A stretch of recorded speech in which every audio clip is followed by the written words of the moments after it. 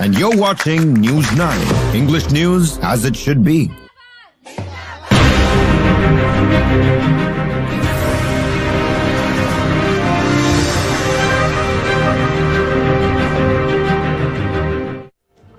Welcome to News 9 and you are watching On Point. Today we have one On Point. On Point 1 is a special rolling coverage of President Putin's two-day visit to India.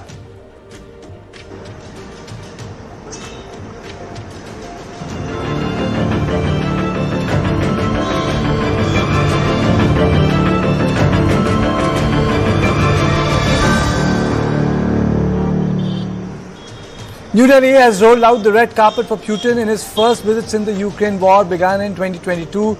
Russian President Vladimir Putin is in India now, very short while, in next 15 minutes, on a two-day state visit for the 23rd India-Russia Annual Summit, in which he will hold talks with the Prime Minister Narendra Modi. And Prime Minister Narendra Modi, in all likelihood, is going to receive President Putin, breaking all the protocols. The India-Russia bilateral summit takes place in each other country every year. Last year, Modi had visited Moscow for the 22nd annual summit. He also went to Kazan in Russia for the BRICS Leaders Summit. 2 days before his visit, Putin announced that Russia is seeking to expand its economic ties with India. Defense partnerships, civil and nuclear cooperation, and energy trade are expected to be among the issues that are likely to be on the discussion table. But most importantly, let me break some news for you. A lot of people are thinking that it's only about defense deal. But there is more to it. First of all, the 9 possible deals during Putin visit. 1, India may purchase 5 more sets of S-400 missile defense system for Russia. That is very, very important. The second, India may acquire 2 to 3 squadrons of the Russia's newest S-57 fighter jets. A deal for the short-range Panzer air defense system may be reached. India may also sign a deal to purchase the Vorhez radar system. The Indian and the Russian navies may agree to conduct more maritime exercise. Indian RuPay cards will be accepted in Russia and the Russian Mir cards will be accepted in India. India's UPI and the Russian payment system will be linked, making remittances easier. A new agreement may be signed to make it easier for the Indian workers to travel to Russia for jobs. New partnerships may be formed in aircraft manufacturing and shipping. So, areas like pharmaceutical, automobile, agricultural products, marine products, market, job creation, farmers, MOUs in shipping, healthcare, fertilizers, connectivity, all this is on table. Now let's look at the schedule. President Putin is expected to arrive in Delhi today, anytime after 6:30 p.m. At 7:45 p.m. Putin will visit Lok Kalyan Marg, the Prime Minister's residence. He will have a private dinner with Prime Minister later that evening. The next day is the big day, 5th. Putin will be formally welcomed at Rashtrapati Bhavan at 11 am and at 11:30 am Putin will visit Rajghat to pay tribute to Mahatma Gandhi. At 11:50, he will participate in the annual summit with Prime Minister Modi at Hyderabad House. A joint statement will be issued at 1:50 p.m. Putin will attend the India-Russia Forum meeting at Bharat Mandapam at 3:40 p.m. Prime Minister is also expected to be there, and at 7 p.m. he will also attend the presidential banquet at Rashtrapati Bhavan. Putin will depart for Russia at 9 p.m. Now this meeting is taking place at a time when all eyes are set on Ukraine. Despite American pressure, the conflict is not ending because West has not been able to satisfy Russia and also the Ukrainians. And it is here India becomes important because Putin is invested in India personally. Though in early 90s or 15 years ago, the entire thrust of the Russian diplomacy was to be integrated into the Western Hemisphere, but that did not happen. Americans continued to think Russians as the enemy, and despite the fact that the Cold War had finished, the Berlin Wall had come down, but the NATO umbrella expanded from 17 countries to 30 countries. And it is in this context we have to locate the Ukrainian conflict. And before I introduce my guest, let me just look at some fun aspects of President Putin's visit. As one of the world's most closely guarded leader who travels to India, the Russian leader's two signature vehicles, his customized presidential aircraft, often called the Flying Kremlin, and his armored Aurus, which is Senate limousine, are also in the spotlight. So the Russian presidential plane, Ilyushin 296, includes a lot of paraphernalia.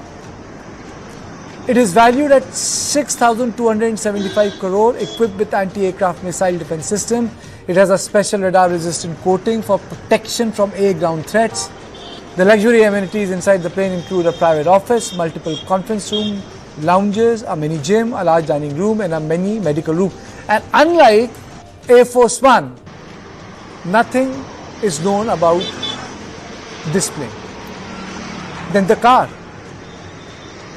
which is, I wouldn't say the alternative, but is equal to the beast of the American president, is known as a fortress on wheels. Putin's armored limousine is designed by Aurus Motors, is a 5.5 meter long and a 2 meter wide.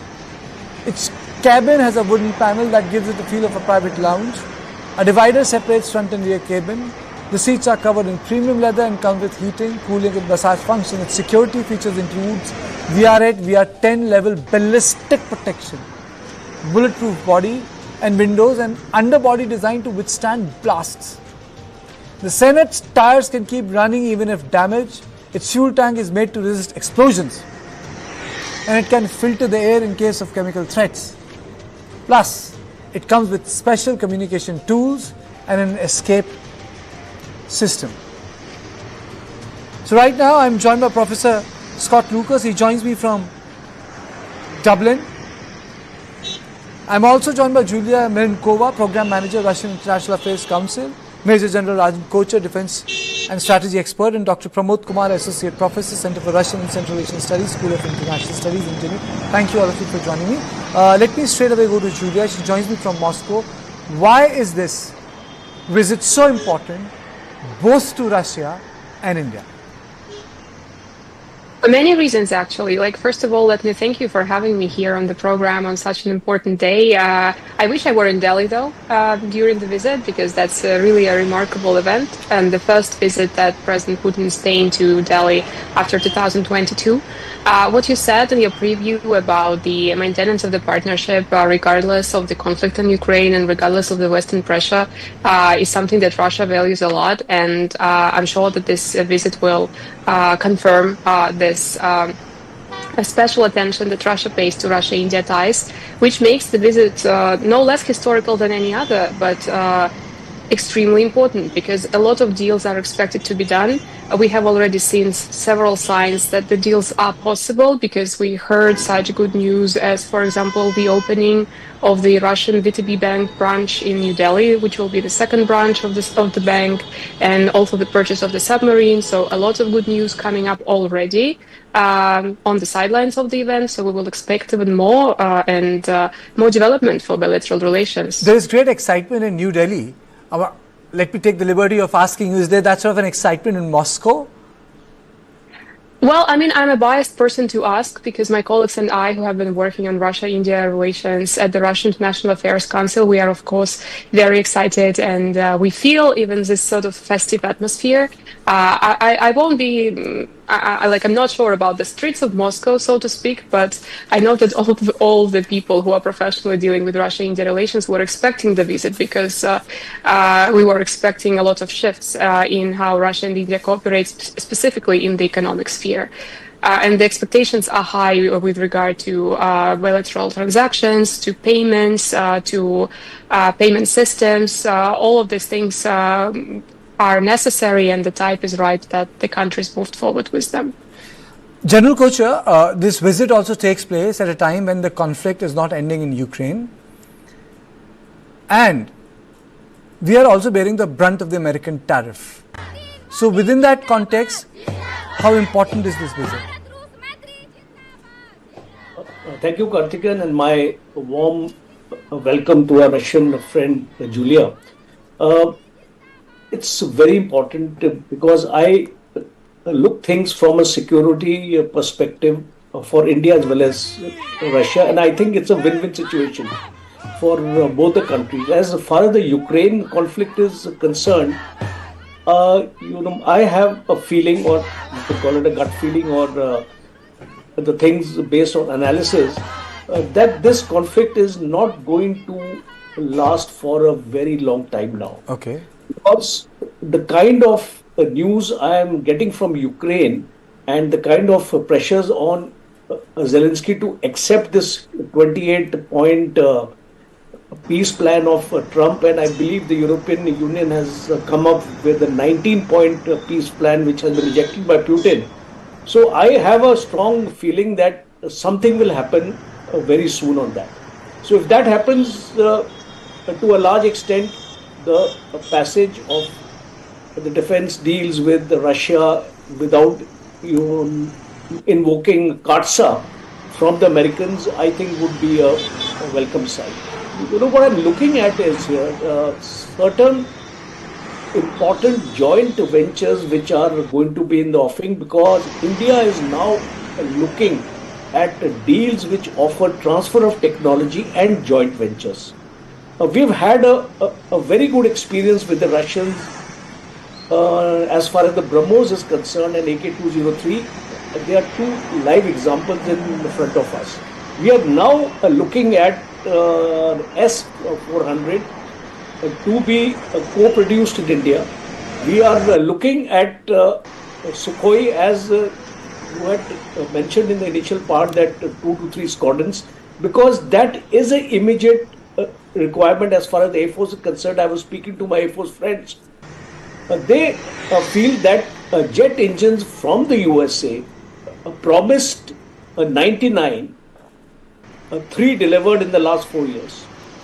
And MDHAL made a statement that 180 of Tejas Mark 1 are under order, and we would need those engines in a phased manner over the next 5 years, because by 2035 we need to have these aircraft operational if we have to bring up the Air Force to some level of operational capability. So I think taking a United States perspective that we are not likely to get those engines in the required time frame, the possibility of going in for a Sukhoi 57 deal is extremely bright.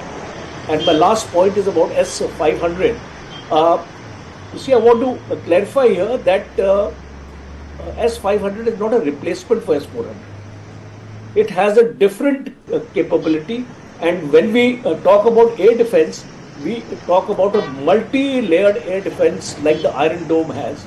And S-500 brings us the anti-hypersonic capability, which our adversary is actually getting from China now, and the stealth capability to negate those stealth fighters which China is actually giving to Pakistan.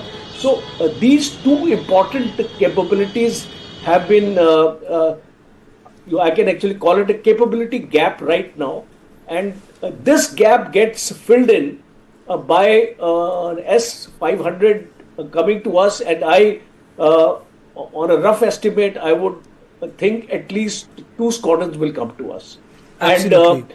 And with but General Kocha, there are a lot of things which we'll talk about. It's a rolling coverage, Su-57, S-500, there are other things. But, let me go to Dr. Pramod Kumar. This is the first time I saw, before the visit of a dignitary like Putin to India, 3 ambassadors of the Western Hemisphere, they wrote a joint edit on why they would be watching this. I don't recall the last time such an editorial was written, and it was published. Don't you think that the pitch at which the editorial came is which tells you about why it was written and what was the intention behind it? Thank you, Karthikeyan, for inviting me. First of all, actually, this is mean, India's strategic autonomy that actually we are in our foreign policy, actually we are practicing. And certainly these are the things which actually, certainly it is not in, I mean, we should not take it as in a light mode. The one thing it is, even if we, I mean, in any of the country who is actually having a, I mean, practicing the foreign policy on their own national interest. And certainly, India actually is also going for this own strategic interest with Russia. And in that way, this kind of statement actually should be condemned, first of all.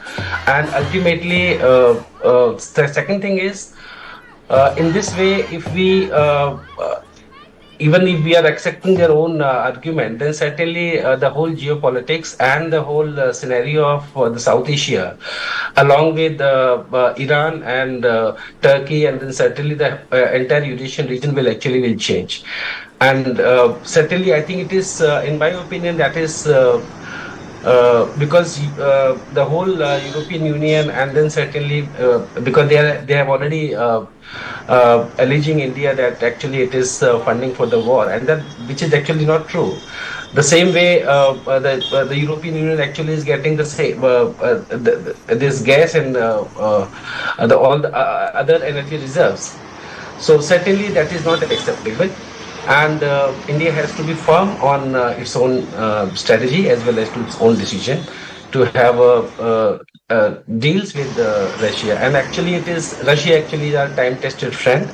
And when nobody actually have cooperate us in during the Cold War or even in the multilateral world, I mean multipolar world now, then certainly we have to go and to our own national interest. Absolutely. Welcome, Professor Lucas. How are you? Doing very well. Great to be with this fine Your opening comments on this very important visit of President Putin to India, sir? Well, I think it's an important tactical visit for India, but not strategic. And I need to explain why, both in a general sense and in a specific sense with respect to a relatively weak Russia because of the Ukraine invasion. Generally, I think India is keeping its options open, as it should do. When you face tariffs from a chaotic Trump administration, when you face the power of China, when you're still trying to navigate your relationship with European powers, you have had the trade deal with the UK. Hopefully one will follow with the EU. You don't completely push the Russians aside. That said, it's been very interesting this morning that while India has announced this long-delayed agreement to lease a Russian nuclear submarine, which it has done before, by the way, but that has been denied. 2021. That has been factored.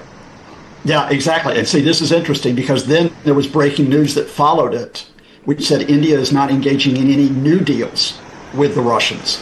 And we've been talking about the S-400, we've been talking about the Pantsir, we've been talking about other military equipment. That to me is a signal that the Indian government is willing to play nice with Mr. Putin. It's willing to talk about economic links, certainly, but it doesn't want to draw too close on the military front at this point. And that brings me to the specific point of why. 6 of 7 India's major oil companies are not taking Russian oil now, or they are limiting their intake of Russian oil. That's because of the U.S. secondary sanctions on Russian oil companies. When India has to be careful about that, taking those oil supplies in because of the U.S. dimension, then you realize they can't go all in with Moscow. India is also going to be careful with Europe for this reason. And here I have to disagree a bit with the general. There is no sign that there is going to be a ceasefire in Ukraine. First of all, Russia may want to try to break up Ukraine, and they're trying to manipulate Donald Trump's envoys, Steve Witkoff and Jared Kushner, to do it. But they're making only very small advances on the ground, and they still haven't broken Ukraine from the air. And when Mr. Putin this morning tells an Indian outlet, we will take all of the Donetsk region, we will take all of the Donbass, we will do it either through forcing a capitulation or we will do it through force. That tells you that Russia is not going to end this invasion despite the economic problems that it's suffering. Ukraine is not going to surrender. And it has the backing of Europe at this point, and it has the backing of the U.S. Secretary of State Marco Rubio, importantly. And final line, it is always good to have good tactical relationships, but you don't want a relationship to become an albatross. And right now, Russia, which is largely isolated in the international community, remember, it's being led by a wanted war criminal. When Russia is relatively isolated, when Russia is relatively economically weak, with a flatlining economy, an increasing government budget, an increasing inflation, and problems with its oil revenues, you don't want to carry Russia's burden for it. So India, I think, will be tactically smart in balancing its relationships, but that hug of Putin, which we'll get from Modi today, will not be a strategic hug. Julia, would you like to respond to it? Well, I mean, it's funny how facts can be manipulated at some point, but I guess we all do that. And I guess this is like the general curse that the media outlets have these days. Although, like from our point of view, like the situation looks like a little different. And what is important that I would want to highlight is that Russia-India relationship has never been the result of any sort of confrontation or cooperation that Russia has with European powers or the United States, because even in times of relatively balanced relationship with the West, Russia still did invest in this relationship with India. And so like the major treaty that we had was signed in the year 2000.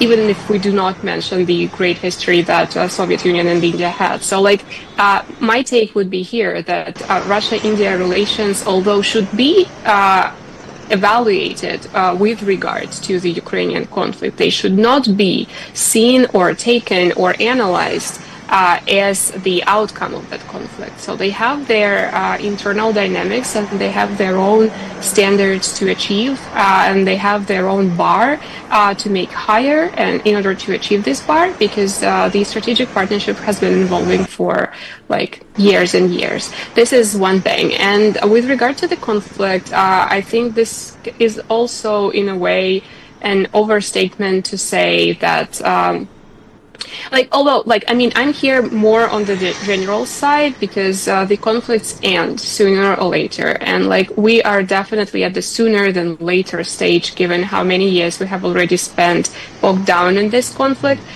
So we see a lot of dynamics these days, and I think that Russia will play it wisely in order to use these dynamics and make the conflict end, maybe not, if not within half of the year, but maybe like within a year or so. But we are definitely not expecting 3 more years for the conflict to last. Don't you see the India-Russia relationship surviving the American pressure? Of course they are. I mean, this has been a surprise for many observers, but since 2022 and like since this summer in particular, when Donald Trump came up with this new tariffs against India and China with regard to Russian oil purchases, we see that the relationship has been relatively stable and that the visit is still taking place. And we also saw 2 visits last year. Although President Modi or Prime Minister Modi was never obliged to visit, for example, the summit in Kazan, he used to skip summits of BRICS previously, and nevertheless he did not. So, we see a very active engagement between the 2 leaders, and we are very curious about what the joint statement will have for all of us to discuss after the visit this time. Okay, and now let me introduce my viewers to some of the expected outcomes. You know, that's the breaking we have, and. The important part is that it's also telling us where both the governments are focused. For example, trade deficit, pharmaceutical, automobile, agricultural products, marine products, MOUs in shipping, healthcare, fertilizers, connectivity, people to people, connection, relation, scientific collaboration. So before I go back to General Kochar, Dr. Pramod Kumar, you know, this is what we are getting from our sources: pharmaceutical, automobiles, agriculture products, marine products, market, job creation, farmers. In official release, there's a word for farmers. And this is the outcome that is being hinted. What do you make of it? I could not hear it properly. Pardon, please. If you look at the screen, these are the outcomes which are expected. What do you make of them? See, certainly, with Russia, actually, it is not only these issues, but actually, first of all, even if you categorize, it is in the field of science and technology, in the field of agriculture, pharmaceuticals, and all these things. Actually, has been. It is not from the present context, but actually, it is from the beginning. Actually, it is taking place. Even if you go back to even after independence, actually Russia was also supporting from India to making its own in the infrastructure, especially in the field of these nuclear plants. And certainly after 1971 and later phase, this actually is having a big history, and I have already repeated that Russia actually is a time-tested friend. Right now, it is not only the Russia which is also going through. Pharmaceutical. Actually, certainly India actually is mastery in that, and we have also seen the vaccine. I think I think we are losing the story. My point was, these are the civilian areas. Generally, the discussion focuses on the defense areas. The point I was just trying to make was that the relationship and the sort of talks which are going to happen will have a large body of businessmen also. A lot of people are traveling in that delegation. It is not just limited to a couple of defense issues. General Koche, the reason why I'm listing this is it's pharmaceutical, automobiles, agriculture, marine products, market, jobs, farmers, and farmers is a word. It's a word. Shipping, healthcare, fertilizers. So I mean to say there's a broad conversation on a lot of issues, sir. I'll come back to you. General Kocha. General.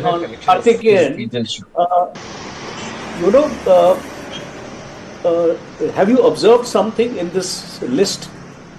This list contains most of the items where Trump has imposed heavy tariffs on India. And therefore, it's a very smart move on the part of the Indian government to list out these items for trade with Russia. As you rightly said, the trade deficit is tremendous between India and Russia. And once we get into this kind of a thing, we are now looking at different supply chain partners. And this is going to negate the impact of tariffs on India. It's a very, very subtle move. I would say it's a strategic move on part of India. No. For all these items, and especially dairy products, textiles, pharmaceuticals, and farmer agriculture, because Russia imposed, United States imposed tariffs which was going to hurt the Indian farmer. It was going to hurt the Indian economy. So now this is a very, very strong move on the part of the government to re-strategize these sectors into a different area. And I think both the countries, why there is such a large delegation is because there are a large number of issues to be sorted out in all these areas of India's import to Russia and India's export from Russia, and apart from the defense sector, which is extremely important. And I would like to actually mention here specifically that almost 60 to 70% of our legacy equipment in the Indian Armed Forces is Russian. And therefore the spares support is essential, and that is also another aspect which is going to be discussed, because in the last 3 years a trickle has been actually coming to India. We have not been able to get those kind of maintenance spares for our equipment. So this is also going to matter a lot, because the Russians need to assure us that this spare support will be forthcoming in a faster time frame. And we are now looking at a trading partner, a reliable trading partner who will not put the rug under our feet like the United States has done. I'm being very strong on this. I'm sorry if my your panelist from Florida is Professor Scott Lucas from Dublin. Dublin. So you see, Professor, I mean, don't mind what I'm saying, but I'm just speaking the facts. And Why should not a country look for a better and more trustworthy, reliable trading partners than the United States? So I would say that it's a very, very fortunate move by the Indians, and I welcome this kind of a meeting which is happening in spite of the war. President Putin has taken out time to visit India. I think that is exceptional. Okay, I know both Julia and Professor Scott.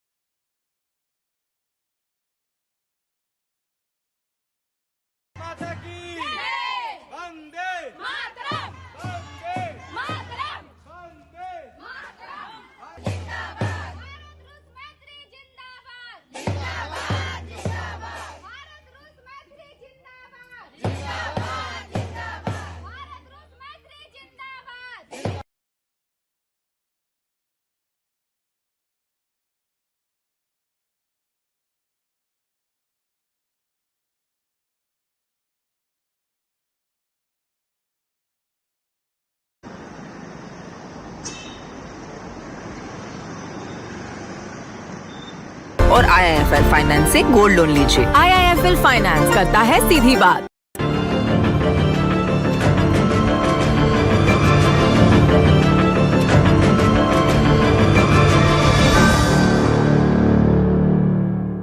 So the President Putin is about to land in Delhi. The official time is 6:35 and we are discussing the impact of this visit on Russia and India and how closely it's being watched by the world. Julia, you wanted to come in, you wanted to speak on the issue of outcomes?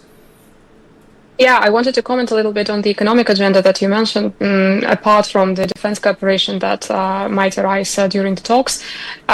So for Russia and India, so the very reason why the economic cooperation shall find new forms is dictated by the fact that the trade turnover has grown tremendously over the recent years. So we are now having around $70 billion of the total trade turnover, but the trade surplus that Russia has due to oil exports is huge. So we still have this issue of how the economic relationship should be balanced.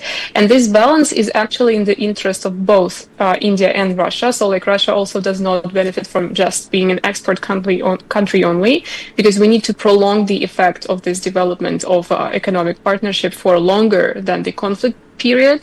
And so here we have two big projects that might scale up the cooperation and create the conditions for better cooperation. The first being the free trade area negotiations between the Eurasian Economic Union and India that were recently resumed. So we had the first round after a long break. So initially the talks were discussed in 2017, but then they stalled. And so a couple of weeks ago, so we had the first round, or even a couple of days, or don't remember exactly, but the first round was there. So this is something which needs to be taken with caution, especially given the negotiations that India has with European Union and used to have with the United States on the same matter. But nevertheless, the very fact that the officials talk again and think about which barriers can be removed for Russia-India trade to be more scaled up is a good thing, and this is the first thing. And the second thing, which is tightly connected to this one, is the connectivity projects that Russia and India share, namely the North-South transport corridor. And for the North-South transport corridor between Russia and India to work more efficiently, the free trade area is actually one of the puzzle pieces, because we had this experience with Iran when the free trade area between the Eurasian Economic Union and Iran provided for more than 8,000 types of goods to be traded with easier access to the Russian market, which naturally boosted the logistical efforts that Iran started paying to the North-South transport corridor. So here, these big projects are again at stake. And they both will contribute to better diversification between Moscow and New Delhi in terms of goods and services, maybe in the near future. Again, pharmaceuticals, IT, all that you already mentioned. Professor Scott Lucas, how important is this emerging fact that Russia and China have become very close? in last 5-6 years. And there's a very strong conscious effort that Russia should not move within the Chinese ambit of influence. Well, I mean, and India is going to be watching the fact, again, tactically, that while you want to have these good economic relationships with Russia, you want to see where Russia and China are going to go next, not just economically, but also in other areas as well. But I think I want to get back to the priority of Russia-India, because I think, to take Yulia's interesting points and to reassure the general that I fully agree with him, I think the general hit it on the mark when he said that the prime area where you're going to see a possible advance is not going to be on the military front. It's going to be in those economic areas like pharma, like agriculture, precisely because of the damage of the Trump administration with its tariffs. You know, and India's response is you have to open up possible markets to balance across what the United States is doing. So I'm absolutely with you, General, on that. But that actually reinforces the big point I want to make. The potential for that is undercut right now because of the Kremlin's refusal to ceasefire in Ukraine on the current front lines. You know, and I hope Yulia will have a word with the Kremlin, because that refusal to ceasefire has damaged the Russian-Indian relationship because of the knock-on effect on the oil markets, and it will continue to damage it. And I'm going to be very interested to see. And in fact, and let me reinforce, I think one reason why the Modi government's being very cautious about any defense agreements today is they don't want to seem to be drawing too close to the Russians until there is a ceasefire in Ukraine. On the economic front, I think what's going to be interesting is, will there be a quiet message? And I'll be guided by your experts here. Will there be a quiet message from Indian officials to Russian officials, which is, we see great potential in trade here, potential that goes beyond energy. But we need you to cease fire in Ukraine, because as long as you are attacking, you're isolating yourself and you keep yourself vulnerable to sanctions, because, of course, the sanctions, as long as Russia keeps attacking Ukraine, are not only on oil, they are on areas like pharma, on chemical and petrochemical as well. And, of course, those attacks inside Russia by Ukraine are precisely on those sectors. Absolutely. There is one point I kind of agree with you, Professor Scott Lucas. The trade is an area where I think General Kocher, Russia and India really can do a lot, because the sort of trade volume which India has with the United States of America, they don't have with Russia. And I think it just cannot be compared. The difference in the volume is too much. No, absolutely agree with you, Karthik. And I also tend to agree with Professor Lucas in saying that the ceasefire should come soon, because it's going to smoothen those edges which is there right now in the Russian as well as the US relationship India has.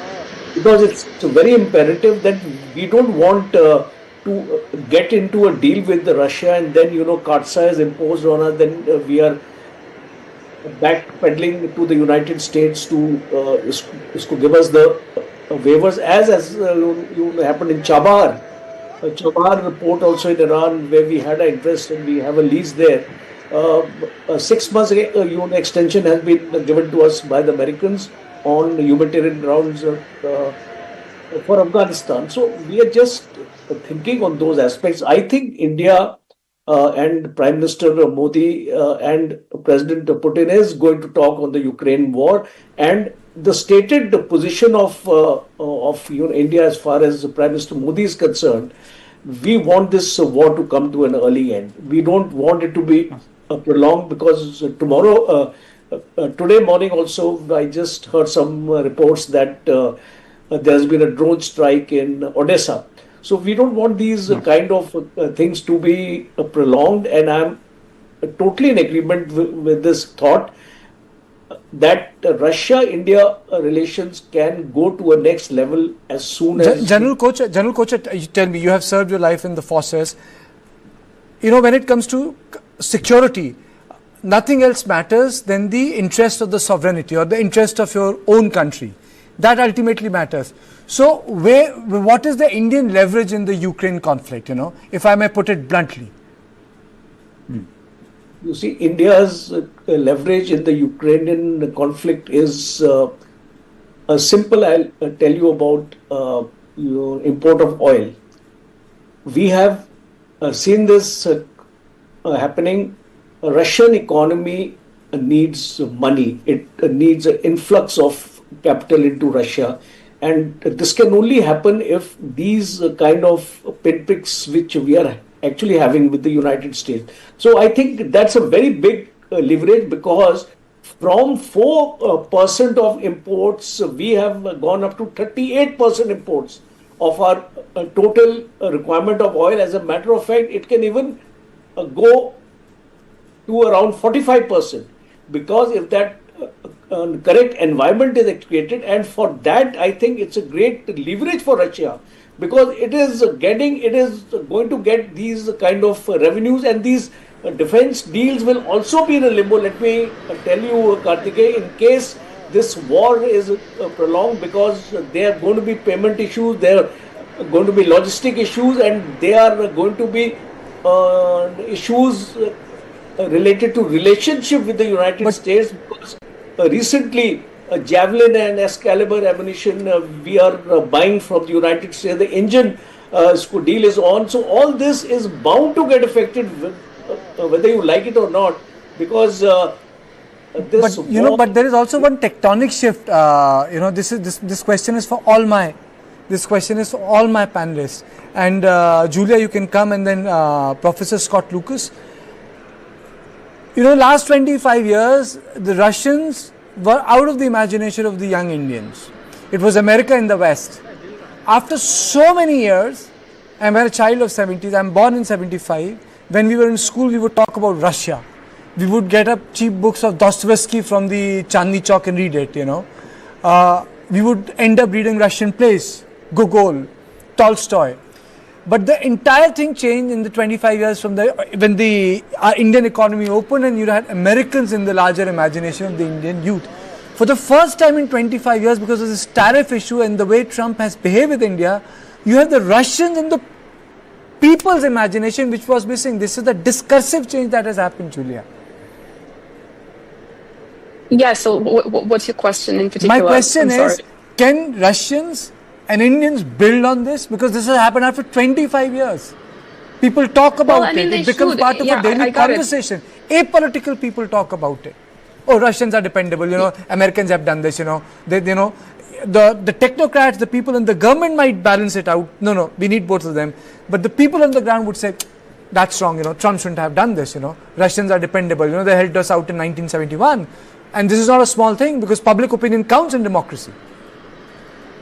Yeah, that's very true. So what you're referring to in particular, like the experience of reading books by the Russian authors, this is a sentiment that has been shared a lot here in Russia, especially among the community of India experts, because everybody remembers how in Soviet times lots of books were translated into Indian languages, different Indian languages actually, not just Hindi but also like other ones, and that this tradition has been abandoned largely and anyone born in 70s would have read Chekhov, Nabokov, Tolstoy, Dostoevsky, Gogol.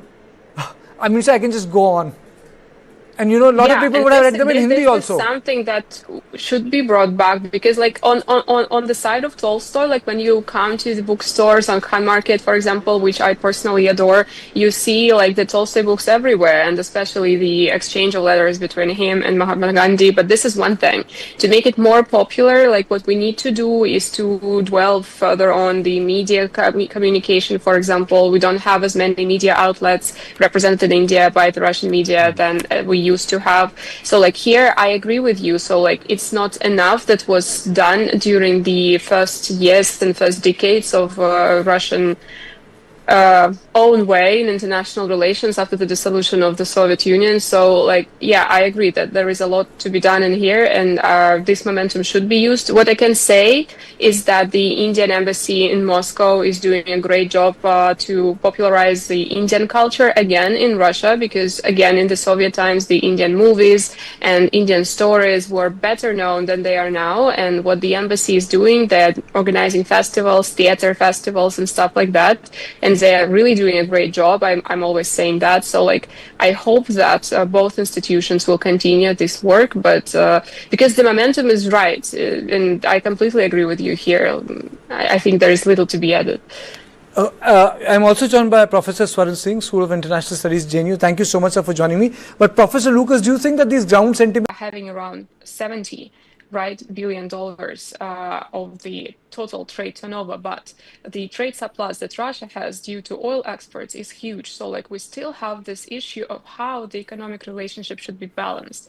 And this balance is actually in the interest of both India and Russia. So like Russia also does not benefit from just being an export country only, because we need to prolong the effect of this development of economic partnership for longer than the conflict period. And so here we have two big projects that might scale up the cooperation and create the conditions.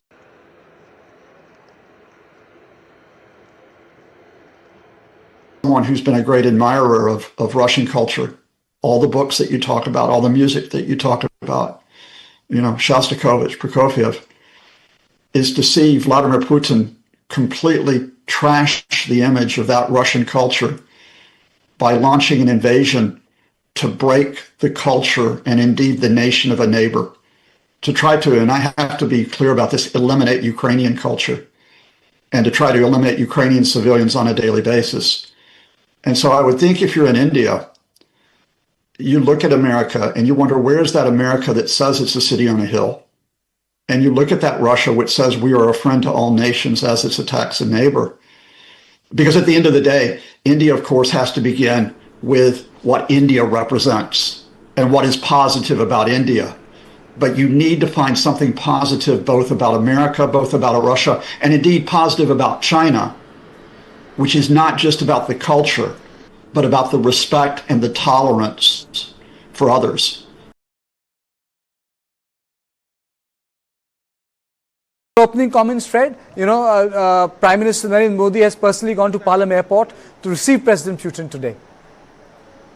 Yes, well, this is a really significant moment. I know the relationship has been long and reliable and friendly throughout, but it's come under a lot of strains, and some of the old drivers have faded away.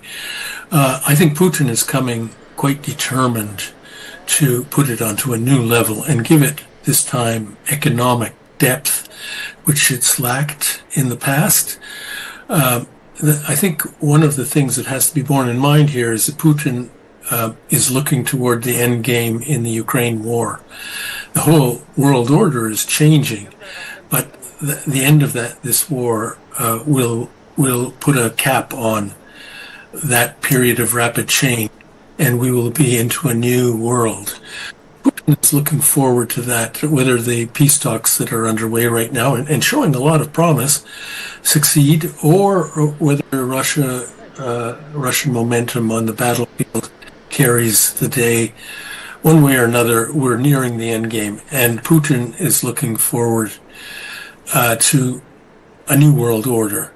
And in that, the Russians have clearly decided that their old hopes, aspirations to integrate, especially with Europe, economically, find political modus vivendi, all those things are finished. Fred, a lot of people write that Putin is personally invested in India, not unlike his predecessors. Is it correct? Yes, well, you see, he is a very talented politician. He's got a very, very solid group of people around him. He's not a dictator or a one-man show at all. He's got a collective leadership, and I know they're plugged in deeply.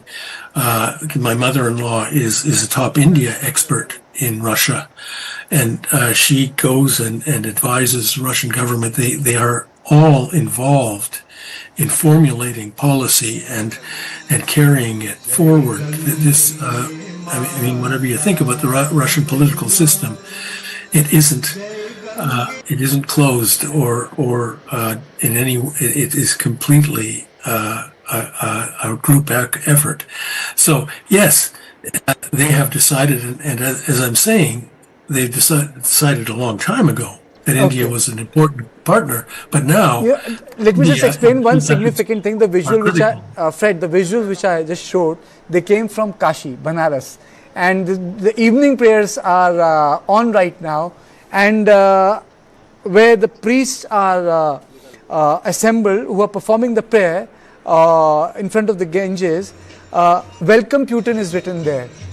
So Ambassador Sikri, I mean to say the importance is not lost. This is Kashi, this is Banaras, and these visuals are coming from there. You don't get to write something like that, and it's written Welcome Putin, Ambassador.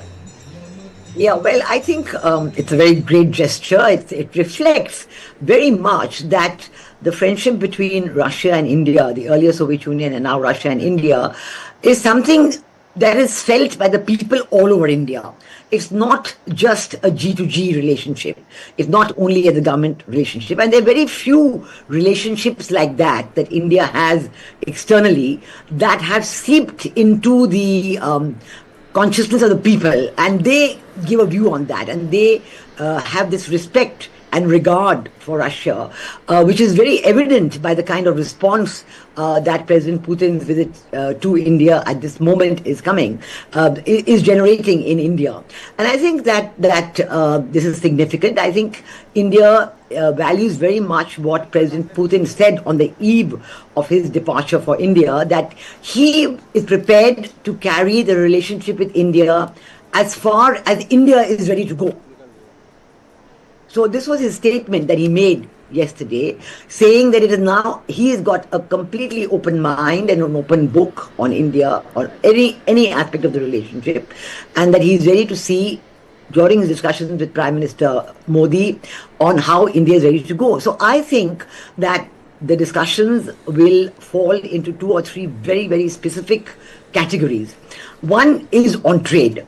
And I think this is a very important aspect, that a good economic relationship between India and Russia is very important at this stage. It's in many ways a sine qua non of how it can go forward, because when you have a good trade relationship, you have good business-to-business relationship, it translates into good people-to-people feelings, you trust each other. When you can trust somebody with your money to do business, then it makes a big difference, not just at the G2G level, but coming below that into the business-to-business level, which translates very quickly into the people-to-people level. Now, India's exports to Russia are very low at this point, and India's imports, our trade has grown to $68 billion, and we want to make it $100 billion by 2030. But India's share in this is fairly negligible at this point. So India needs access to all the consumer goods, the IT market, so many sectors to which India would like, and maybe even to have a free trade agreement between India and Russia. This is a very, very important aspect. The second aspect is what General Chauhan was talking about, the defense relationship and the defense cooperation relationship. I think this is going to be a very important aspect. There are many potential defense deals on the table. The S-400 is one. We do know that during Operation Sindoor, the star of the show, as it were, during Operation Sindoor, the BrahMos missiles and the S-400s, which has surprised many countries around the world. But I think we need to work on these. The S-400, the full contract has not been, all the units that we were expecting have not yet arrived. Perhaps by 2026 they will. Then the S-500s come into play, where Russia has offered Make in India. And then you have the Sukhoi 57s, the stealth fighter jet, which is going to be under discussion. And a whole lot of other, continuation of the transfer of technology and Make in India. So this is going to be a very, very important the doors have opened. The doors have opened. I think we'll expect President Putin, Prime Minister Narendra Modi is waiting for President Putin to walk out of that gate very soon. It's a very historic summit. Let me tell our viewers that the import of the summit is immense. It's both strategic and tactical, and as Ambassador Veena Sikri said, the question is how far both countries will go together. I don't think it should be only seen from the prism of Ukraine war. That would be doing injustice to the India-Russia relationship. It has to be seen in entirety in context of defense, pharmaceuticals, automobiles, agricultural products, marine, market, job creation, farmers, That's also part of the outcomes. MOUs which will be signed in shipping, healthcare, fertilizers, connectivity, UPI payments, MEER cards. I mean, so there is scientific collaboration. I think there is far more to this summit than just S-400s or Panzer missiles or Su-57. I think it brings into table Russia back again, you know, after 1991 because of the way Donald Trump has misbehaved or behaved, you know, in terms of what his personality permits him. But yes, so I'll take the lead you have given, Ambassador Sikri. Professor Swaran Singh, how far will India go? I think India is also looking at this as a great opportunity, and both sides are going to deal with each other at different levels. As you mentioned, there is going to be brass tacks of about a dozen or more MOUs, agreements signed on several issues. Both sides at interministerial, interdepartmental meetings that have been happening in last few months have been pursuing that. I think those things are almost ready to be just formally introduced during the summit meeting. That's the basic level. Second, I think they're also going to explore what is the future direction of the broad relationship, where you mentioned they want to go beyond simply crude oil or defense and expand it to other areas. And in any case, we are moving away from fossil fuels in terms of energy transition. So can there be opportunities for, you know, cooperation in energy sector in other areas, solar, biofuels, hydropower, and so on? They will have to work fundamentally on energy being an important pillar of connection for them. And third, I think to me most important is this larger message that they want to give out to the world in terms of the bonhomie, and you are seeing the kind of the kickstart of this arrival of President Putin with the enormous celebrations, Prime Minister himself going to airport, is a reflection of the message that these two leaders are trying to give to the rest of the world, particularly message to Washington, Beijing, and some European capitals, that this is a very strong relationship. It is going to become much more broad-based, and two leaders are both invested into it. And that has happened partly because of the whole transition of India as a very rapidly emerging economy, technology hub, and so on, which has transformed the bilateral relationship. It used to be earlier simply procurements and then license production, to now, you know, really jointmanship in research, development, production, and exports across, of course, defense sectors, where again they are going to look at what could be the future generation of various technology sectors where they can expand that jointmanship, but also technology in other sectors, small modular reactors, for example, when we talk of energy, or how to take forward their conventional way of Kudankulam, for example, unit 3, 4, 5, 6. And in that sense, broad basing and sending a message to the world driven by very clear drivers. In India's case, driver of reinforcing India's strategic autonomy and also dealing with, you know, pressures that we have faced from Beijing and Washington DC. In case of President Putin, 4 years of, you know, whole sanctions and isolation, to now in September visit to China, last week visit to Bishkek, and now visit to New Delhi, showcasing that he is coming out and, you know, becoming a very, very engaged leader with the rest of the world. So both sides have very, very specific reasons as to why they will showcase and why they will build that relationship as standalone, very broad-based, very future-proof relationship across several sectors. And I think primary focus in this case has to be on what are going to be the other new sectors where they will expand their cooperation, primarily to make the relationship much more balanced in that sense, particularly ensure the balance in bilateral trade, which has kind of exponentially expanded from about $8 for a minute, billion just hold your thought for a minute, sir. Just let me just hold your thought for a minute. Just let me just describe it for my viewers. This is the Russian plane, and it's one of those 2 or 3 planes in which the President Putin travels. Unlike Air Force One, of which the details are in public domain, there are no details of this plane in public domain. But it's also like a flying fortress. You know, it has its own security suite. You know, it has its own anti-missile systems. You know, it has its own ability to detect jam radars, take all the countermeasures. and like American president who travels in his beast, the Russian president will travel in his own car. Again, bulletproof, 10 ballistics level. In a sense, it has its own small little chamber whereby any chemical attack can be taken care of. Its ability to fire, deploy tear gas, So all the, I would say, gadgetry involved in protecting a super VVIP is there. So he will be traveling in Aurus, but now he will be traveling with Prime Minister Modi.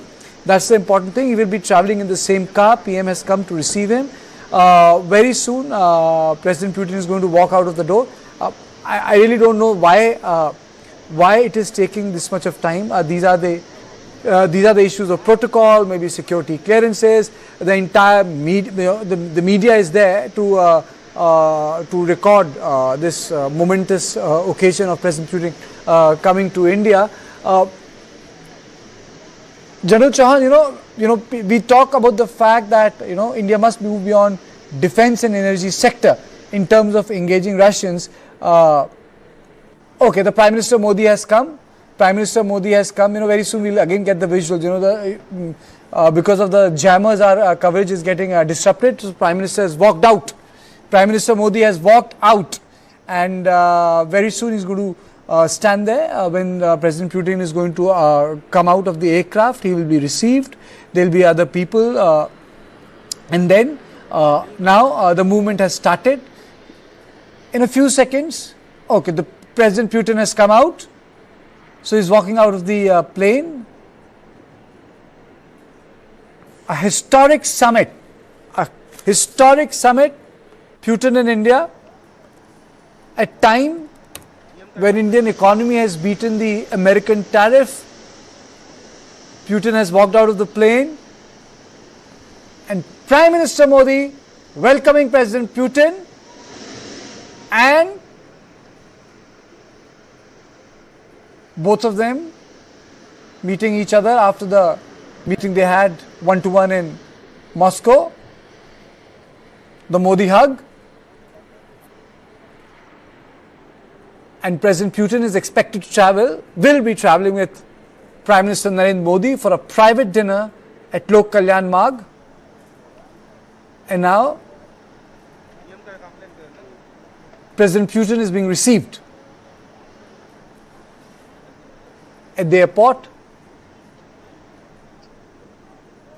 As we say, the pageantry is there. People are there to welcome him from the president's own country. Tight security cordon. Very important. All eyes set on this visit. And this is the welcome, sort of a welcome. I must apologize to my viewers. This is a security feed. So, we'll get those nats later, but this is what it is happening. These are deferred visuals that are coming right now. These are not out of the security concerns. This is how President Putin is being welcomed.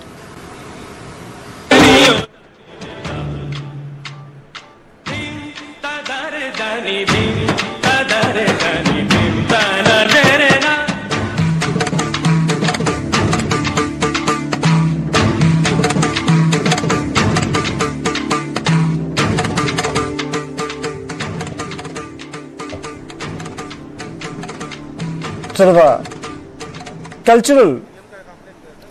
cultural prism into the way we have welcomed our foreign dignitary. These are the various camera angles that are coming, and they will be traveling to 7RCR from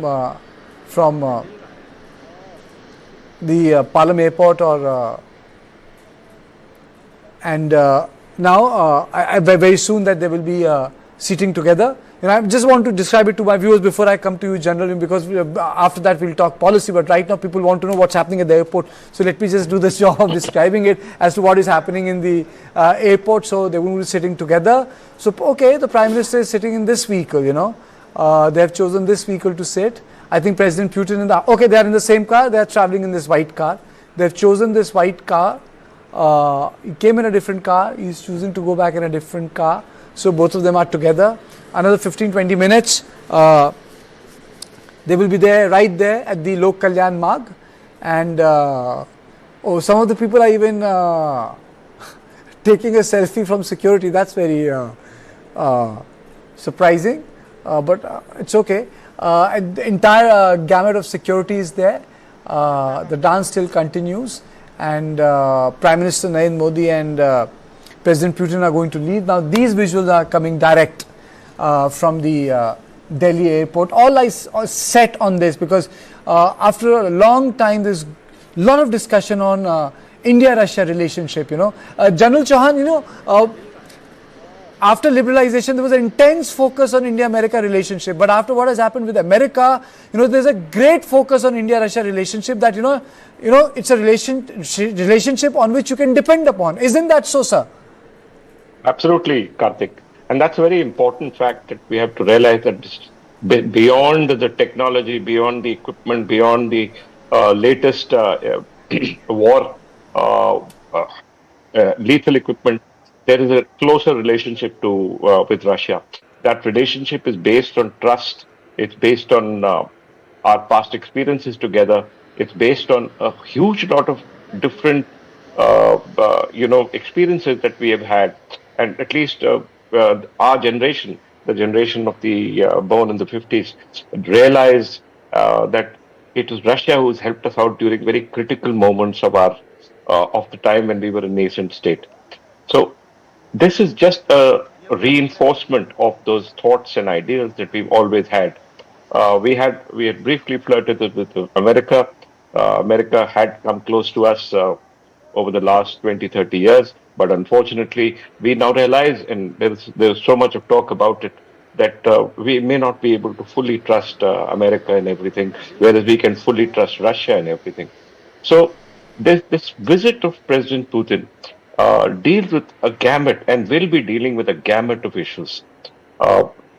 Besides, like I said, the acquisition of air defense equipment, the S-400, the S-500, the BrahMos, we're going to be sitting together, channelizing our capabilities, channelizing our technological prowess to manufacture and to come up with even greater and more technologically important weapon systems, which should be the latest in the world.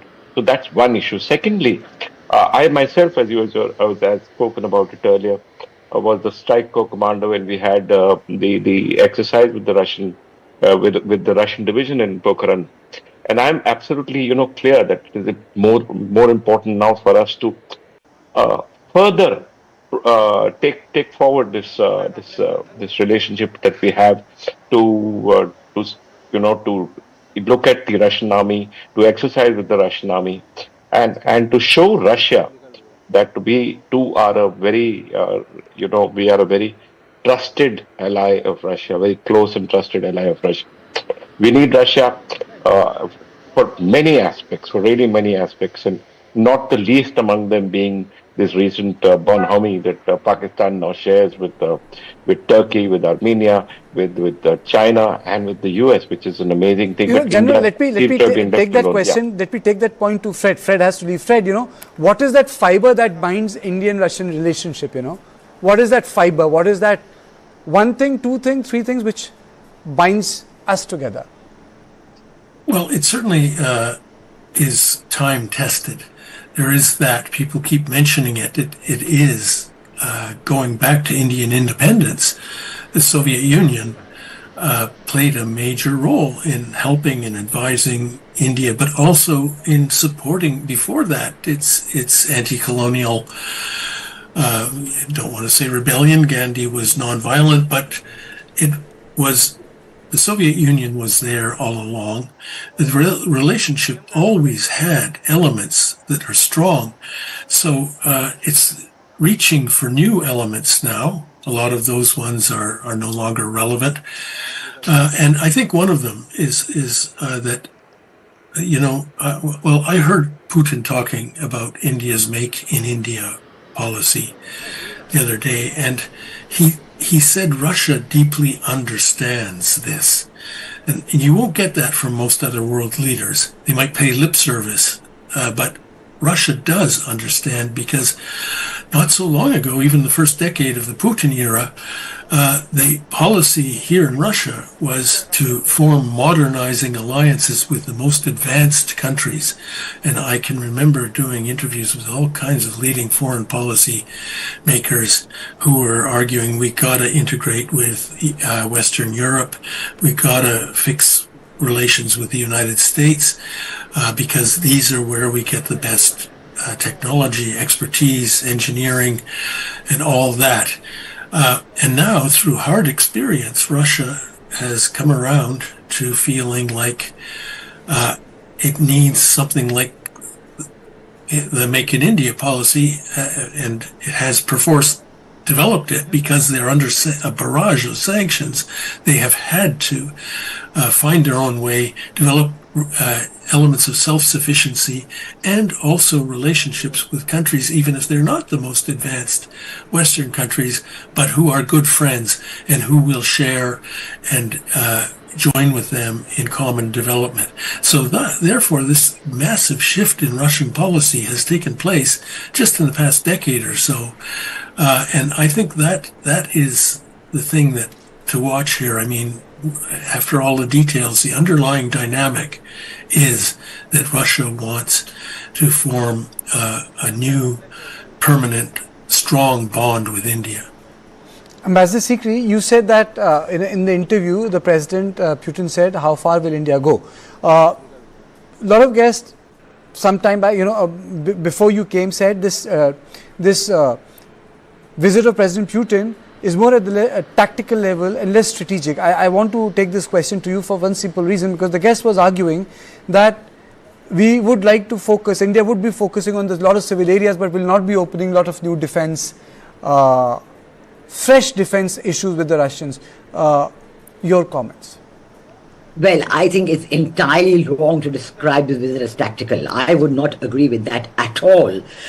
Simple reason, India and Russia, we have a very well-developed strategic partnership, and a very privileged strategic partnership.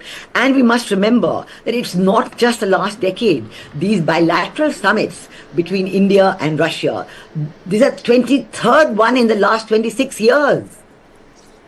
So the relationship between India and Russia has, what they say, stood the test of time. It's not convenience. It is something that we understand the importance that we hold for each other. The bedrock of, international policy is this. One of the bedrocks of our international foreign policy is the India-Russia relationship. But India does have a policy of strategic autonomy.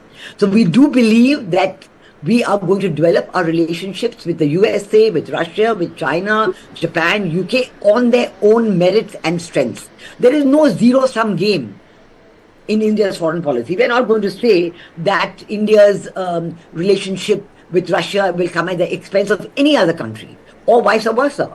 So this is a very careful aspect of the development of India's foreign policy that we have followed for a long time, and it has stood India in good stead. Now, when you talk about just the last decade, I can tell you that not only we have had these bilateral annual summits with Russia for 26 years, more than a quarter century.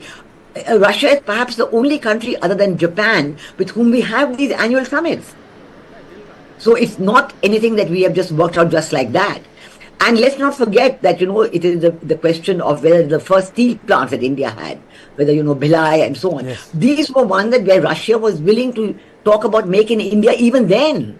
And the Western countries were not prepared to give that technology. They wanted to give it at a big price, and so it is something that we have to recall the history of the way in which these relationships are developed. We have to recall 1971, which is more than 50 years ago, And yes, after 1991, after the breakup of the Soviet Union, it's true that the Americans thought they had got what they want, and you had economists coming there and talking about the shock therapy to the economy and literally breaking up the former Soviet economy into pieces and then trying to destroy it. But I think under President Putin, Russia has gone back to its strong, its own make in Russia. Its own realization that they cannot depend on any other economy in the West, that they will be let down as they have been repeatedly.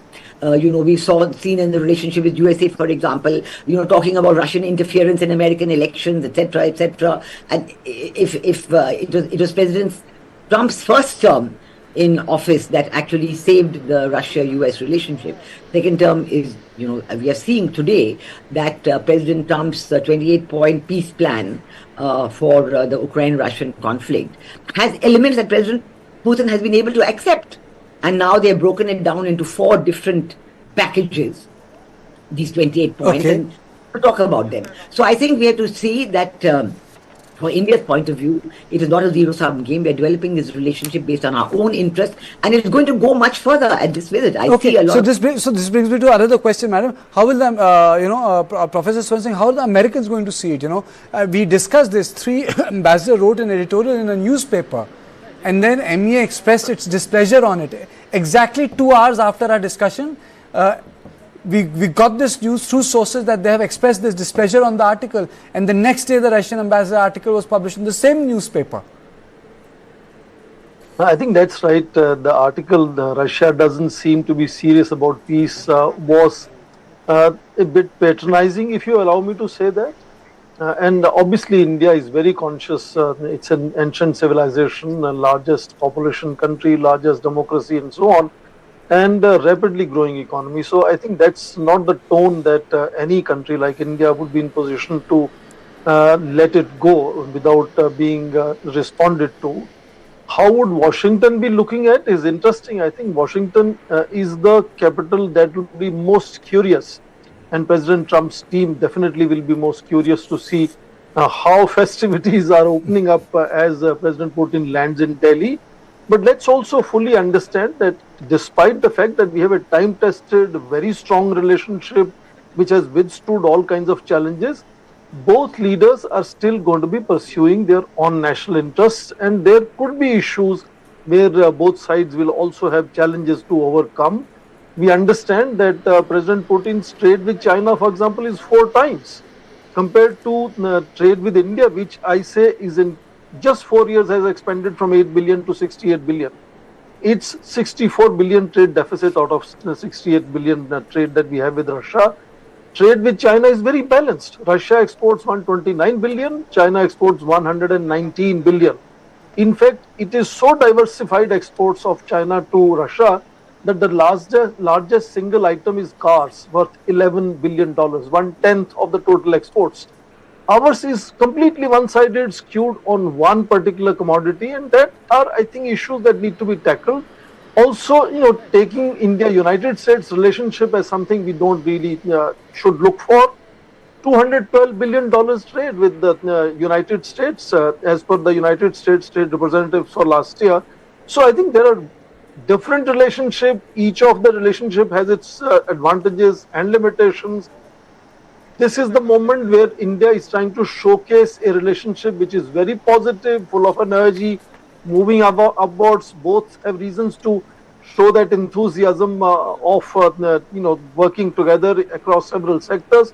It's a moment to celebrate, but also a moment for caution, so that we don't sort of get swayed by only one country-focused relationship.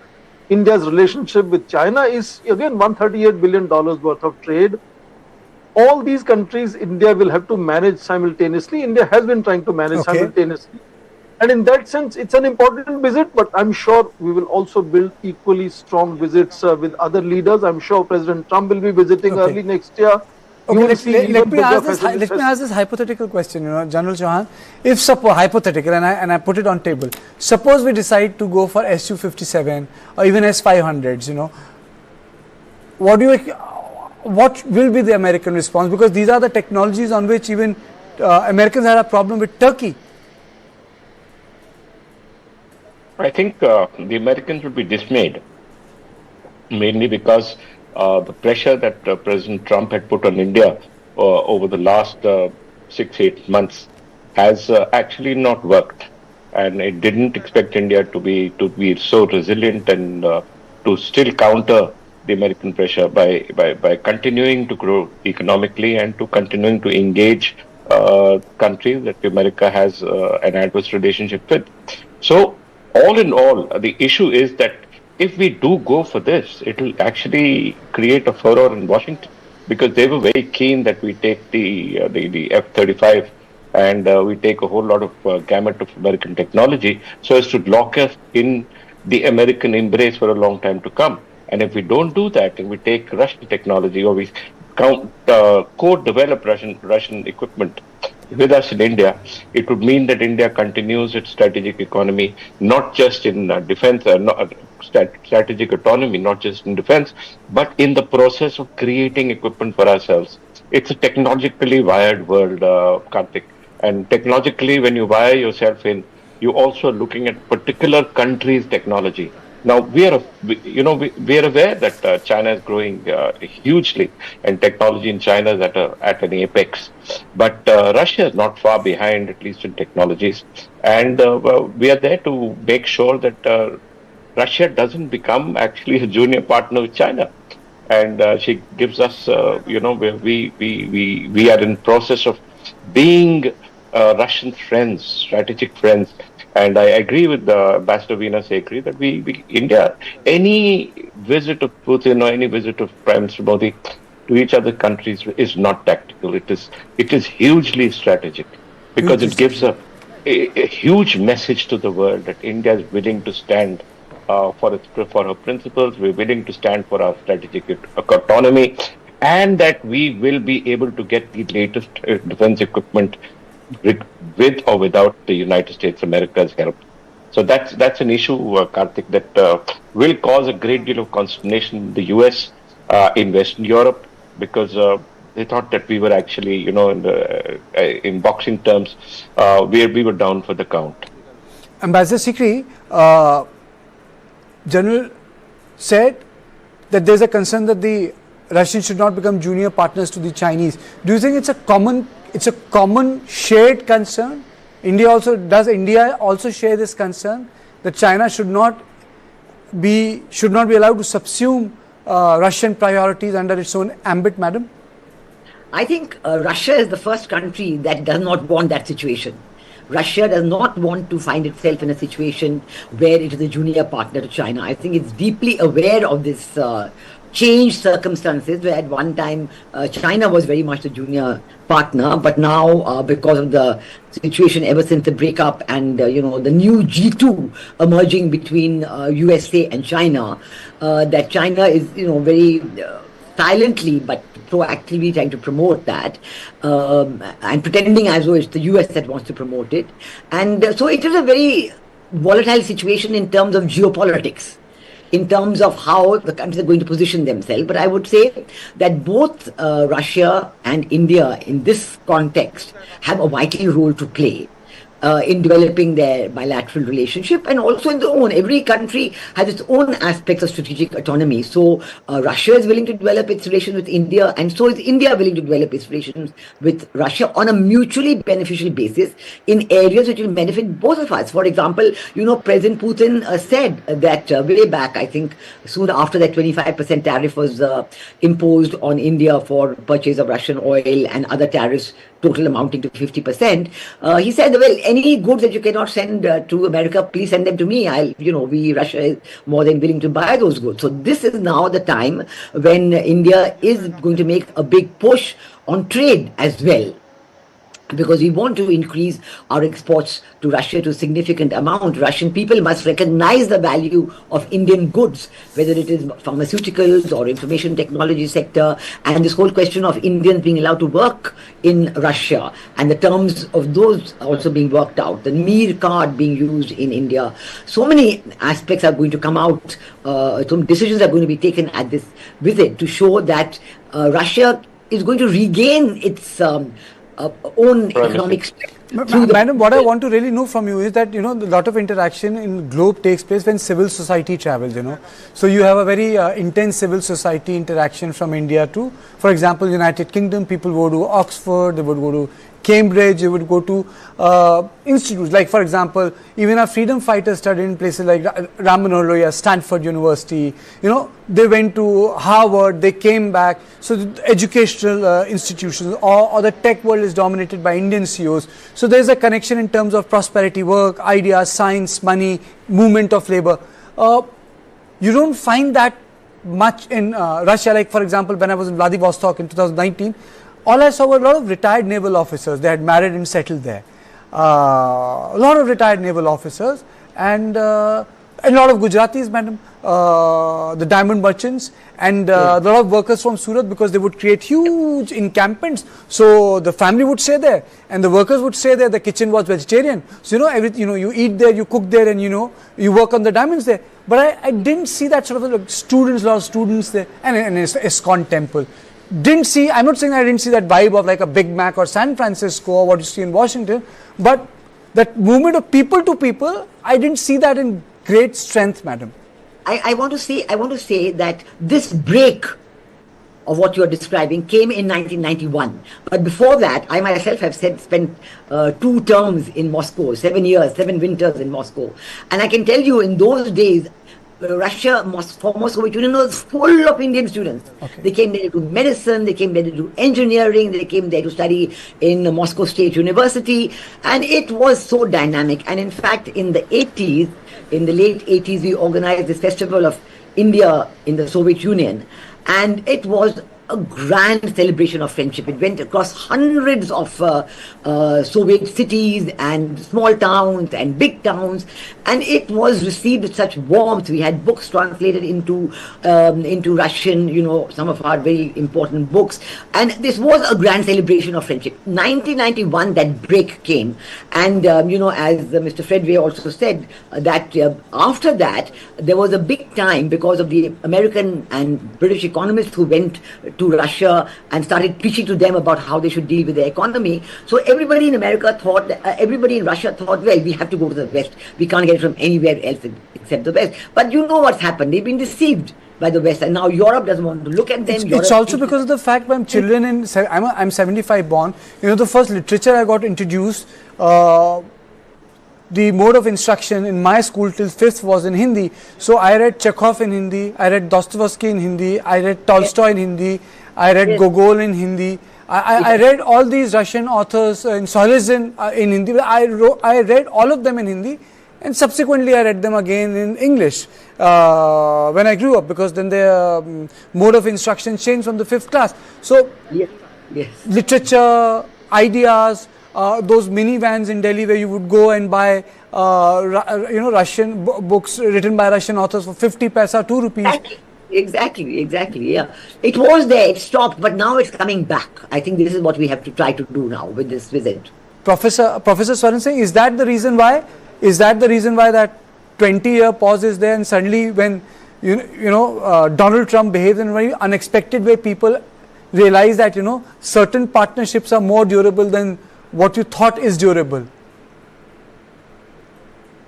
Okay. Janul Chauhan, you please take this question. I think my audio is not reaching Professor Swaran Singh. Yes, Karthik, there's no doubt that President Trump's behavior has affected a large number of Indians, because we suddenly realized that the trust that we had put onto the United States is probably faltering. And then he not only did he put sanctions on India, he also reached out to Pakistan. He also reached out to China. He also reached out to countries that have been inimical to Indian interests for many, many years. And this is something that President Putin and Russia have never done. So, yes, we trust the Russians. We trust the Russians much more in every forum, regardless of the ability of the Russian equipment. There are 3 things that I must tell our viewers. One is the Russian equipment does what it says it does. It's durable, it's capable.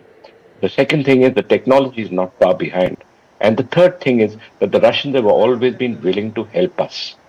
There was this brief window between 1990 and probably 2010-15 when the Russians were playing hardball on us. But I think both the countries have now realized that this is a durable partnership.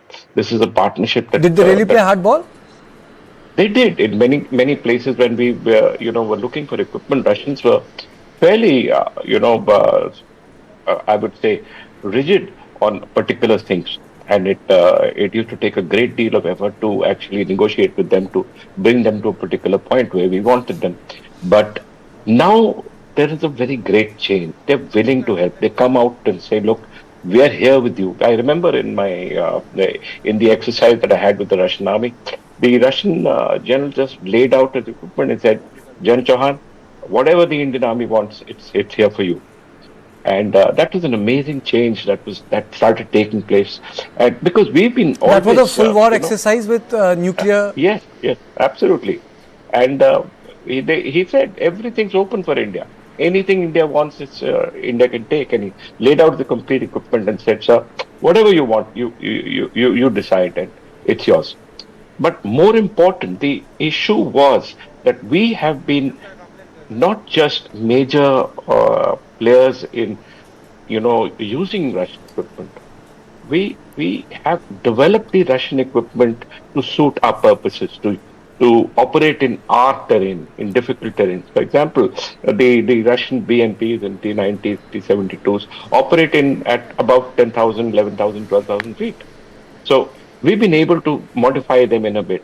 And this continuous Russian modernization that's taking place, and we helping modernize it for us, is a very great thing. Even now, we're looking to revitalize our BMP-2s, which are old equipment. We'll be looking at Russia to help us out. We're looking at T-72s to be upgraded. We're looking at T-90s to be upgraded. We're looking at new technologies, new missiles. But we're looking to joint develop. That's an important aspect. Joint development aspect is important. Let's be a partner with you. Let's jointly develop this. And this, like Ambassador Veena Secretary said about the BrahMos was the star of Sindhu. It was a jointly developed missile that no one could touch. And we need more of the S-400s, the S-500s. We need to redevelop our air defense. We need to totally change the way we're looking at war now. We're looking at a multi-domain war.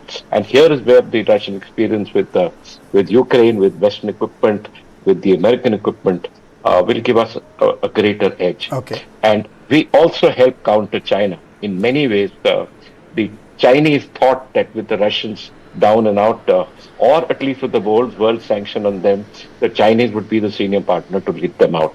And as Ambassador, once again, quoting Ambassador Veena Secretary, I think the Russians are interested in not being that. Okay. Ambassador Secretary, you wanted to come in? Yeah, no, I wanted to say that, after 91, it is true what General John said is absolutely true that there was a very difficult period in India-Russian relations because the Russians were looking completely to the West, but also because the Soviet Union had broken up, there was a problem because like many spare parts, many areas of equipment were located in Ukraine. Factories were in Ukraine or in other, states which are now independent. So it became very difficult to coordinate supplies and spare parts and all. That was a very difficult period. And I would say under Boris Yeltsin, particularly a very difficult period. But ever since President Putin has come to power, he has really relooked and reworked, and one must give him full credit for recognizing the value and giving it his top priority, like I told you, he said yesterday, and so on. And I think that this visit is coming at such a sensitive time where, Russia with the Ukraine war is facing these problems, where India is facing the problems, with the USA, where, a complete breakdown in trust, as it were, because you didn't expect this at all. You didn't expect a situation where even an ordinary bilateral trade agreement at a very basic level, we are saying, no, we don't want it unless our terms are met. Where America cannot seek to impose it on us. And India standing up on these issues and expressing its own concerns and interests very clearly has been an eye-opener for the rest of the world, and the Indian economy has grown 8.2%. So I think this visit brings all these factors together, that the Indian economy is able to work on whatever we want to do with Russia, and it conflates so well with our Make in India and Atmanirbharta. It's such a meeting of the mind. It is going to carry both economies forward. Okay, Professor Saran Singh, what are the, before I close the show, what are the outcomes you are looking at, broadly speaking, tomorrow? Because the entire thing kickstarts around 10:30, and concludes by 4:30? I think what I'm expecting of this summit meeting is to reset the relationship in a very different fashion. India today is fourth largest economy, going to be third largest economy, as Ambassador Sikri said. Yes. Growing at 8+% would mean that they have to work on very different sectors and not simply celebrate the fact that we have great defense cooperation. We, of course, lately also developed energy cooperation. I'm not sure that will stay after the Ukraine war is over, or whether Europe will be preferred over India soon after that. So, broad basing the relationship and recognizing that India is very different India today, and therefore, indeed, India can, allow me to say, rescue Russia from becoming too dependent on Russia. And on that factor, West should also be happy to see this relationship growing, because otherwise, if Russia is in pocket of President Xi Jinping, that's not good sign for either India or Western countries. So recognizing a new India and building a new relationship. Professor Swaran Singh, West wants to be friends with Russia, but doesn't want India to have a good relationship with Russia. That's such a contradiction. I find, Trump wants to have a great relationship with Putin, but they don't want us to have, a great relationship with this country with whom we have a historical relationship. No. Absolutely, we agree with you entirely. Professor, isn't that so, Professor Swaran Singh? I apologize, audio has been really bad today. It's okay. You and me, I'm hearing everybody else except you, Karthikeya. But I think basically what I see happening here is an opportunity to showcase the positive side of international relations on both sides. And that is a matter for celebration on both sides. Absolutely.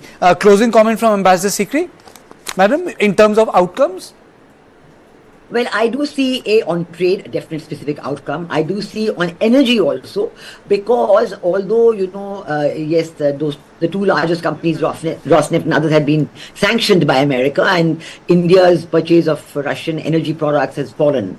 But I think that there are other aspects. There is the Vladivostok-Chennai corridor, there is the Sakhalin, oil field and India's investment in that. There are other aspects of energy cooperation which I think will be touched upon and maybe developed, so that you will see this factor coming up. And then, of course, there is the defense cooperation. I think this is going to be the cynosure of all eyes, and there's going to be a lot of discussion on this. Maybe something has already been worked out, but we'll know by tomorrow. We will know by tomorrow lunchtime, I think, once the bilateral talks are over, and that there's a formal lunch also at Hyderabad House before they go off into the business forum and the inauguration of the Russian television channel. So I think that there will be these three areas: trade, defense cooperation and energy are going to be the highlights. And I think that this is and trade is going to include, a lot of manpower exchanges and how it's going to work out, use of each other's currency, trading in the national currency, even because the SWIFT mechanism is not, Russia cannot use it. So you'll have to look at other ways of doing trade. So a lot of practicalities are going to be looked at, because this is why there's been so much talk about the importance of this visit, because it's going to be well-rounded, looking at all the aspects, and the joint statement will probably be a very significant one. Then they're going to discuss the Ukraine-Russia, and I think that, Prime Minister Modi has always played a big role in this, and it's recognized that he's one of the few leaders who can talk to both President Zelensky and President Putin, so that, there are hardly any leaders in the world who can do that. So that's also going to be an aspect. Okay. And General Chauhan, closing comment, 1 minute to you. Do you think that there will be forward movement on 500s and Su-57, or the defense talks will be limited to what is already there on the table, sir? I think there will be forward movement on the Su-57, and there will be talks on the S-500. I think there's a broad agreement already regarding this, and President Putin's visit will cement this particular aspect with us and Russia. So we're looking forward to securing Russian spares, logistic pipelines, guarantee completion of pending defense deliveries which have been delayed because of the Ukraine war, upgrade, modernize, as I said, our Russian equipment, especially the tanks and the BMPs, expand cooperation in hypersonic space, missiles, nuclear submarines. So it's a whole gamut of issues that we're looking at, and a whole gamut of places where we have been buying Russian equipment and modernizing Russian equipment, and now we need help in remodernizing this, and more than that, obtain a long-term sovereignty in maintenance and manufacturing.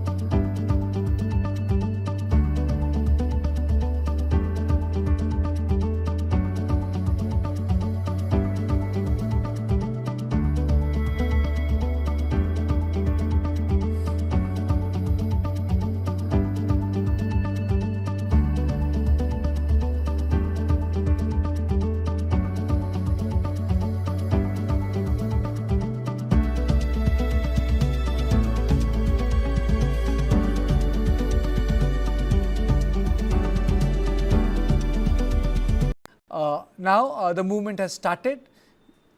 In a few seconds, okay, the President Putin has come out. So he's walking out of the plane. A historic summit, Putin in India, at time when Indian economy has beaten the American tariff. Putin has walked out of the plane, and Prime Minister Modi welcoming President Putin, and both of them meeting each other after the meeting they had one-to-one in Moscow, the Modi hug.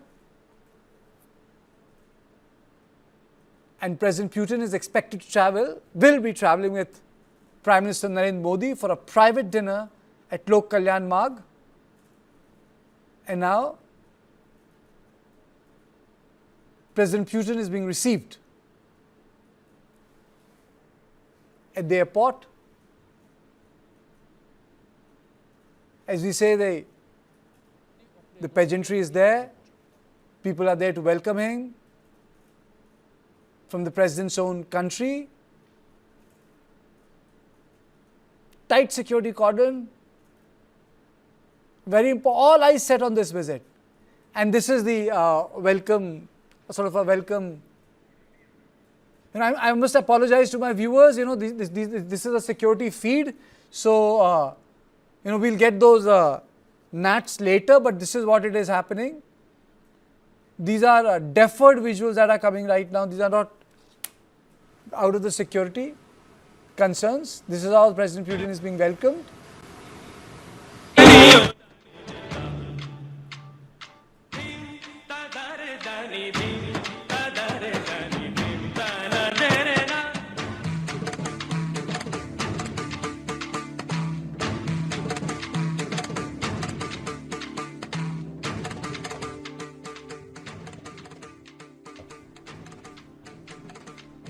Sort of a cultural prism into the way we have welcomed our foreign dignitary. These are the various camera angles that are coming, and they will be traveling to 7RCR from the Palam airport and now very soon that they will be sitting together. I just want to describe it to my viewers before I come to you generally, because after that we'll talk policy, but right now people want to know what's happening at the airport. So let me just do this job of describing it as to what is happening in the airport. So they will be sitting together. So okay, the Prime Minister is sitting in this vehicle, they have chosen this vehicle to sit. I think President Putin they are in the same car, they are traveling in this white car. They have chosen this white car. He came in a different car, he is choosing to go back in a different car. So both of them are together. Another 15-20 minutes, they will be there, right there at the Lok Kalyan Marg. And some of the people are even taking a selfie from security. That's very surprising, but it's okay. The entire gamut of security is there. The dance still continues, and Prime Minister Narendra Modi and President Putin are going to leave. Now these visuals are coming direct from the Delhi airport. All eyes are set on this because after a long time there's a lot of discussion on India-Russia relationship. General Chauhan, after liberalization there was an intense focus on India-America relationship, but after what has happened with America, there's a great focus on India-Russia relationship that it's a relationship on which you can depend upon. Isn't that so, sir? Absolutely, Karthik.